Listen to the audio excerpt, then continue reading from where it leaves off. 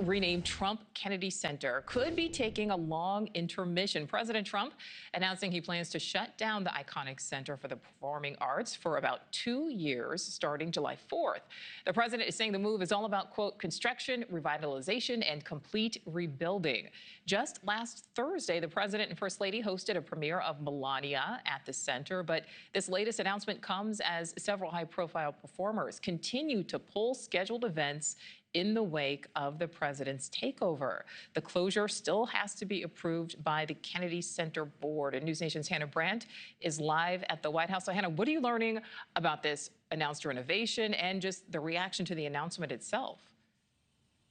Well, Nichole, what you just said is key because President Trump's plans to close the Kennedy Center really come amid turmoil and controversy over his takeover that stretched over the past several months, right? Because since taking office in this term, President Trump has removed the Kennedy Center's previous board. He took over as the chair, and he even added his name to the building. And amid those controversial changes, we saw subscription sales for the center drop sharply.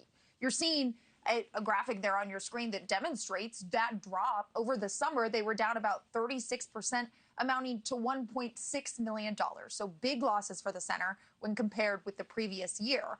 And the center, as you mentioned, also saw a wave of cancellations from artists and productions. Most recently, the Washington National Opera announced they'd be leaving because of some recent changes to the center's business model. So from the start, President Trump had expressed a desire to make major construction renovations to the center, but he did promise the center would stay open while that happened. That all changed last night, though. He announced he'd close it for 2 years starting in July, saying he made the decision based on expert input to, quote, take a tired, broken, and dilapidated center and, quote, turn it into a world-class bastion of arts, music, and entertainment. Now, NewsNation's Katie Pavlich sat down just days before this announcement with Rick Grenell. That's a leader who President Trump tasked to be the president of the Kennedy Center, and they talked about the plans to rebuild it. Take a listen to what he said. And I knew when I came here and I saw how decrepit this place was, how it was falling apart financially and physically. And so I wanted to show the President of the United States, who's also a great builder, the details. We went all the way down into the basement. He looked at the floor, he looked at the sewer system, he looked at the pipes, and he immediately was like, why is that floor so dirty? And it's never been cleaned, and that pipe is falling apart, and look at the soffits are falling. I presented that to the president. We did a tour, and he said, I don't want to tear it down. Let's rebuild it. But this new planned closure is certainly facing some pushback. Democratic Congresswoman Joyce Beatty, who used to be on the center's board, criticized the move. In her post, she says the president is acting with total disregard for Congress, which, as we know, funds the Kennedy Center. And she also called for a return to artistic independence at the center. Now, the Kennedy Center isn't the president's only D.C. construction project, right? You may remember he's also tearing down the White House East Wing to build a massive ballroom, and he's making plans to build a huge arch on D.C.'s National Mall, Nichole.